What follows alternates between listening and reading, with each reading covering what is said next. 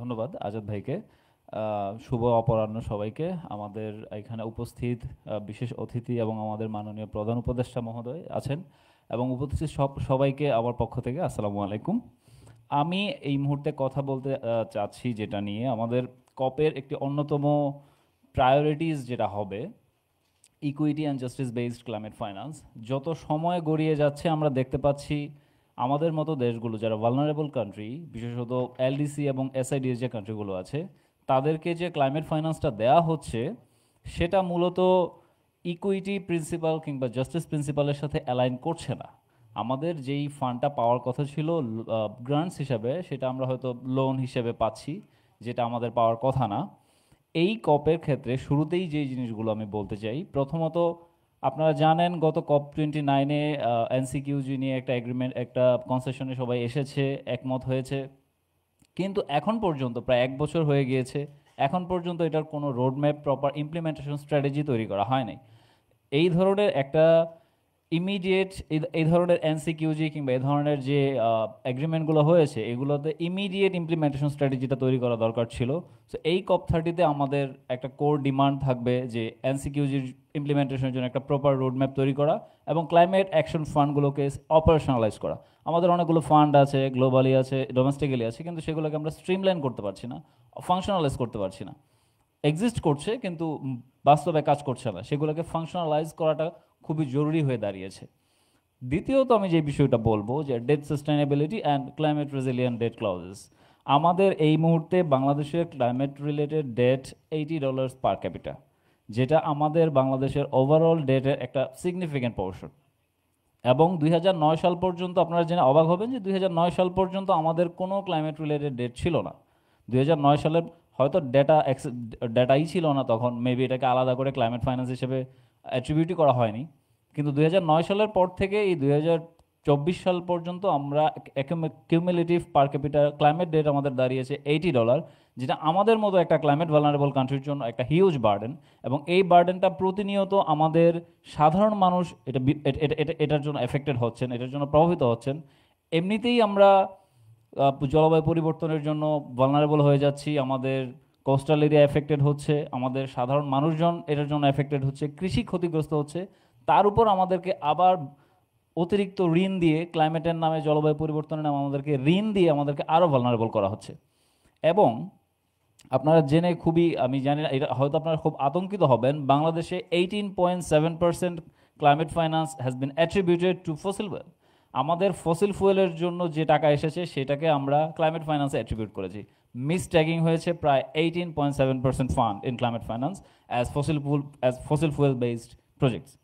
এরপর যদি আমরা বলি যে যেই জিনিসটা আমাদের এখন সবচেয়ে জরুরি বাংলাদেশের এই ভালনারেবিলিটি, শুধু বাংলাদেশ না, এলডিসি এবং এসআইডিএস কান্ট্রিগুলোর জন্য এই যে ভালনারেবিলিটি থেকে বের হওয়ার জন্য যে জিনিসটা জরুরি সেটা হচ্ছে গ্রান্ট ফার্স্ট ফাইন্যান্স। আমরা শুধু গ্রান্ট বেসড ফাইন্যান্সের কথা বলছি না, যেটা আমরা আগে অনেকবার বলেছি গ্রান্ট বেসড ফাইন্যান্স আমাদেরকে দেওয়ার জন্য, কিন্তু তারা কোনো কর্ণপাত করছে না এই ব্যাপারে। সেই জন্য আমার মনে হয় যে এখন ইটস ডু অর ডাই, আমাদের এখন আর কোনো পথ খোলা নাই। আমাদেরকে 100% গ্রান্ট বেসড ফাইন্যান্সে, যেটাকে আমরা গ্রান্ট ফার্স্ট ফাইন্যান্স বলছি, এটাতে আমাদেরকে যেতেই হবে।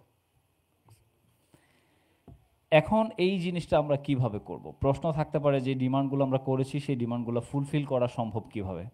সর্বপ্রথম যে প্রবলেমটা আমরা ফেস করছি যে আমাদের টাকা, যেই ফান্ডটা আমাদেরকে কমিট করা হচ্ছে সেই ফান্ডটা ডিসবার্স হচ্ছে না। সো এই ডিসবার্সমেন্ট মেকানিজমটা আমাদেরকে ফিক্স করতে হবে, স্ট্রিমলাইন করতে হবে। একটা কমিটমেন্ট দেওয়া হচ্ছে, সেটা 6 মাস, 1 বছর, 2 বছর পর্যন্ত সময় চলে যাচ্ছে, আমরা সেখান থেকে ফান্ডটা পাচ্ছি না। এইটাকে কমিয়ে আনতে হবে। লস অ্যান্ড ড্যামেজের জন্য যে কমিটমেন্ট করা হচ্ছে সেই ফান্ড আমরা একটা হিউজ রেড টেপের মধ্যে পড়ে যাচ্ছে, লাল ফিতার দৌরাত্মের জন্য আমরা সেই ফান্ড আর ইউজই করতে পারছি না। সেটাকে কমিয়ে 30 দিনের মধ্যে নিয়ে আসতে হবে। এটা একটা পাইলটিং তারা করতে পারে, আমাদের ডিমান্ড থাকবে তারা একটা পাইলটিং করুক 30 দিনের মধ্যে কীভাবে এই ফান্ডগুলো ডিসবার্স করা যায়। আরেকটা ব্যাপার যেটা আমরা বলবো যে যেই ক্লাইমেট ফাইন্যান্সটা আমরা পাচ্ছি, একটা বড় অংশই হয়তো আমরা মিটিগেশনের জন্য পাই, অ্যাডাপ্টেশনের জন্য আমাদের ফোকাস অনেক সময় আসে না। আমাদের মাননীয় উপদেষ্টা মহোদয় অনেকবার বলেছেন যে অ্যাডাপ্টেশনের ফান্ডিং কম আসছে, কম আসছে। এর একটা বড় কারণ হচ্ছে যখন ইনভেস্টমেন্টের ক্ষেত্রে ইনভেস্টমেন্টে যাচ্ছে বা আমাদেরকে যখন গ্রান্টস বা ফাইন্যান্স দেওয়া হচ্ছে, তারা প্রথমেই চিন্তা করছে যে সেখান থেকে আমার রিটার্ন অন ইনভেস্টমেন্ট কেমন আসবে। এই যে ফিলসফিটা, ফাইন্যান্সিয়াল ইন্ডিকেটর বেসড প্যারামিটারের যে ফিলসফিটা, এটা এটা থেকে বের হয়ে আসতে হবে। এটা থেকে বের হয়ে আসলেই কেবল অ্যাডাপ্টেশন ফান্ডিংটা আসবে, যেটা এবং সেটা আসতে হবে আমাদের ন্যাশনাল অ্যাডাপ্টেশন প্ল্যান যেটা আছে সেটার সাথে অ্যালাইন করে। এখন সেটা অ্যালাইন করার জন্য যেটা করতে হবে, আমাদের যে জিডিপি বেসড সব কিছু অ্যাসেস করার যে একটা ফিলসফি, একটা প্রবণতা আমাদের, যে পয়সা জেনারেট হইলেই সেটা আমরা করব, না হলে আমরা করব না, এই মানসিকতা থেকে বের হয়ে আসতে হবে। সেইখান থেকে বের হয়ে আমাদেরকে ওয়েলবিং বেসড একটা ইন্ডিকেটরের দিকে যেতে হবে। কারণ অ্যাডাপ্টেশন ফান্ডে যখন ইনভেস্ট করা হয় তখন সেটা একটা লম্বা সময় লাগে সেখান থেকে রিটার্ন জেনারেট হইতে।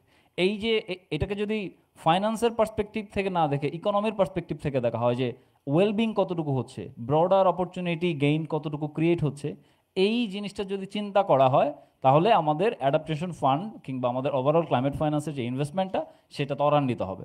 এবং ফাইনালি যে জিনিসটা আমি অ্যাড্রেস করতে চাই, আসলে যে কোনো পলিসি ডিসিশন বা যে কোনো ধরনের ইনভেস্টমেন্ট ডিসিশন মূলত নির্ভর করে ইকোনমিক এবং পলিসি ফিলোসফির উপর। আমার দেশ কিংবা ওদের ইন্টারন্যাশনাল কমিউনিটি যে ফিলোসফিতে চলে, যেই ফিলোসফিতে তারা ইনভেস্ট করতে চায়, সেই ফিলোসফিটা মূলত ডেভেলপমেন্ট বেসড। ডেভেলপমেন্ট হবে, আমি ফাইন্যান্স করব, সেই ফাইন্যান্স করতে গিয়ে যদি আমার কিছু পরিবেশের কিছু ক্ষতি করতেও হয়, আমরা অনেক সময় সেটাকে মেনে নিয়ে করি। এইটা একটা ফান্ডামেন্টাল রং অ্যাপ্রোচ। এই অ্যাপ্রোচ থেকে বের হয়ে আমাদেরকে, যে রিসেন্টলি আইসিজিও এটা বলেছে যে নেচার একটা রাইট বিয়ারিং এন্টিটি, এবং প্রত্যেকটা লিভিং বিংয়ের এই প্রকৃতিতে যারা আছে তাদের প্রাকৃতিক অধিকারকে নিশ্চিত করতে হবে। প্রথমে প্রাকৃতিক অধিকারকে স্বীকৃতি দিতে হবে যে nature is a right bearing entity. এই স্বীকৃতি দিলে তখন আমি ইনভেস্টমেন্টের নামে, ডেভেলপমেন্টের নামে চাইলেই আমার বনায়ন কিংবা ইকোসিস্টেম আমি ধ্বংস করতে পারবো না। কারণ আমি হয়তো $1 মিলিয়ন ইনভেস্ট করছি, $2 মিলিয়ন পাচ্ছি, কিন্তু আমার ইকোসিস্টেম বা আমার নেচার নষ্ট হয়ে যাওয়ার কারণে যে পরিমাণ অপরচুনিটি কস্ট আমার তৈরি হচ্ছে সেটাকে আমরা ধর্তব্যের মধ্যেই নিচ্ছি না। এর একটা বড় কারণ, আমরা নেচারকে আলাদা সত্তা হিসেবে দেখি না। প্রকৃতিকে আলাদা সত্তা হিসেবে যতদিন পর্যন্ত আমরা না দেখব, ততদিন পর্যন্ত আমাদের এই যে একটা ডিস্ট্রাকশন প্যারাডক্স, এখান থেকে আমরা বেরোতে পারবো না। যেই জন্য আমাদের একটা অন্যতম দাবি থাকবে, যেই ডিমান্ডগুলো আমরা করেছি সেইগুলো ইমপ্লিমেন্ট করার জন্য প্রথমেই আমাদের প্রকৃতিকে একটা রাইট বিয়ারিং এন্টিটি হিসেবে তাদের ন্যাচারাল রাইটস ডিক্লেয়ার করতে হবে। আমি আর সময় নিচ্ছি না, এই জায়গায় আমি থামবো। আমার পরবর্তীতে যিনি কথা বলবেন, মিস সাদিয়া আক্তারকে আমি ইনভাইট করব ইয়ত এবং ক্লাইমেট চেঞ্জ নিয়ে কথা বলার জন্য। ধন্যবাদ।